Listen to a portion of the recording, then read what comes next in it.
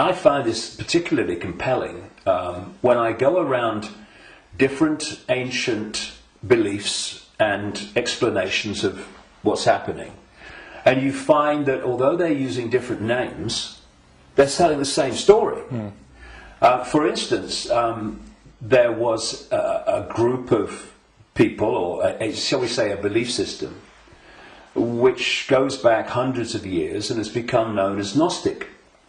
This was the belief system of people that ran the great library of Alexandria, with Hypatia, who was slaughtered by a mob inspired by the Roman Church, because that library carried information and knowledge that would have, as it circulated, demolished the Roman Church's version of everything. And it was challenging the Roman Church version of everything. And what's interesting is whenever you come across the Gnostics belief system expressing itself, you see it's followed by slaughter, suppression, and the destruction of that knowledge. So the Cathars in southern France were Gnostics in terms of their belief system. We'll go into what that belief system is in a second.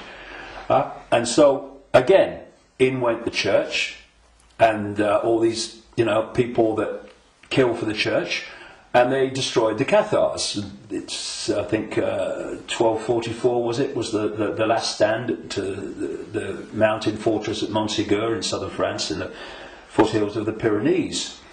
And again, it's not just we slaughter them, but we destroy their knowledge. But a fantastic thing happened in 1945 when a sealed jar of Gnostic writings, quite considerable writings, was found by a peasant in Egypt in 1945. And they describe much of the Gnostic belief system.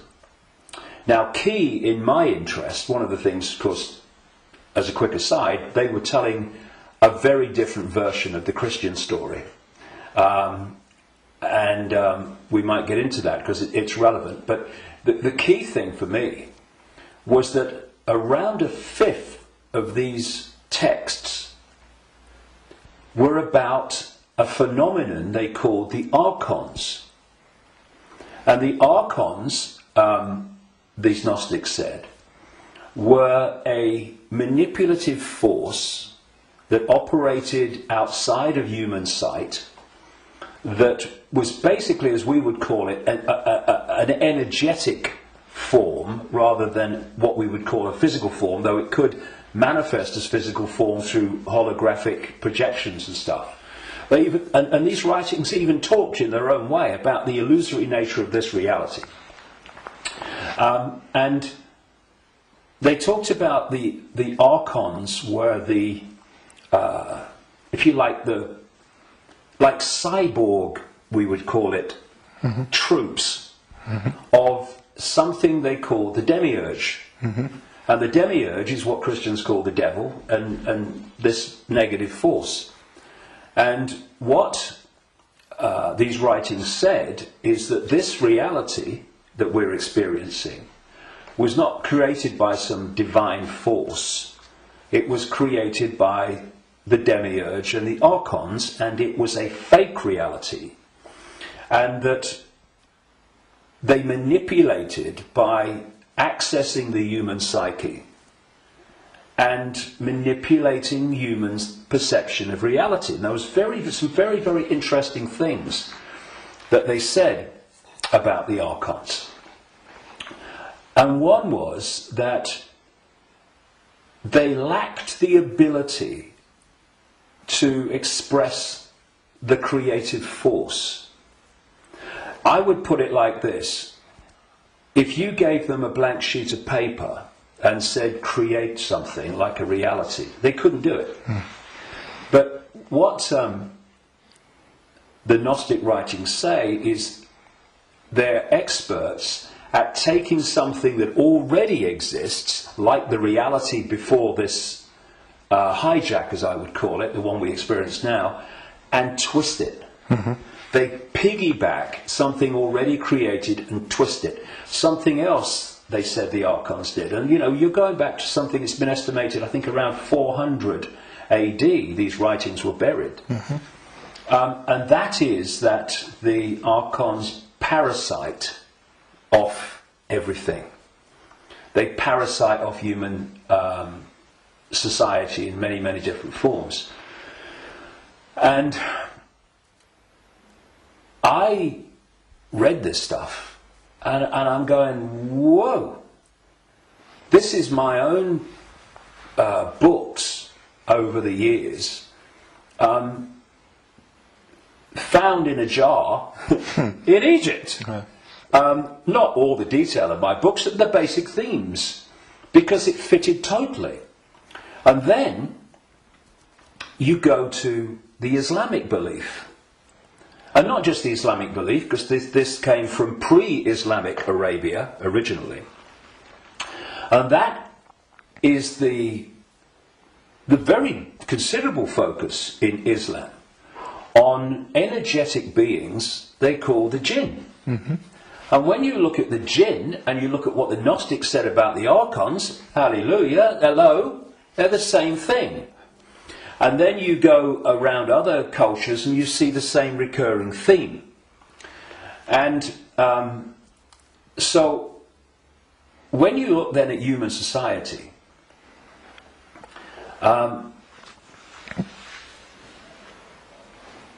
who creates, what is the creative force within human society? Humans. Should be. What do these families that I've been exposing all these years, what do? They piggyback off that creative force and manipulate it and direct it in a way that suits them.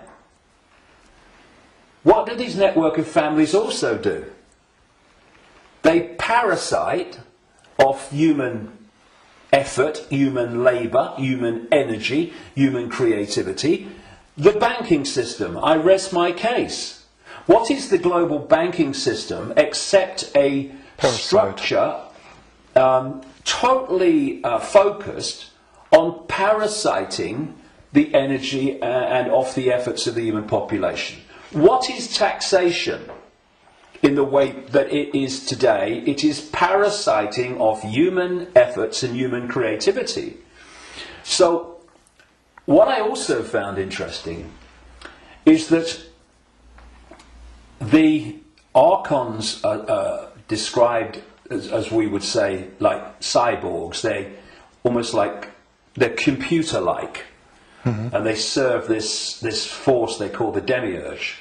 Well, I've been talking about these reptilian entities that operate outside human sight but can come in, and the archons can, but they can't stay for long because of the frequency difference. They can come in for a while, but it takes so much energy to stay in our reality because it's not their natural frequency band that they can't stay for long. And what they've done, just a quick aside before I continue that thing about the reptilians, what they've done is they have created a network of bloodline families going way back to the ancient world, which represent their interests with invisible light because they can't come here and stay for very long. So these families, where their outer human form, if you like, is operating within the frequency band of visible light, they are the archon representatives within human society. And this is why you get this network of families that sit on top of the banking system, the transnational corporation network, the media ownership level, top of science, top of the education system, top of the military, top of the global intelligence network. These are these families representing what the Gnostics call the archons.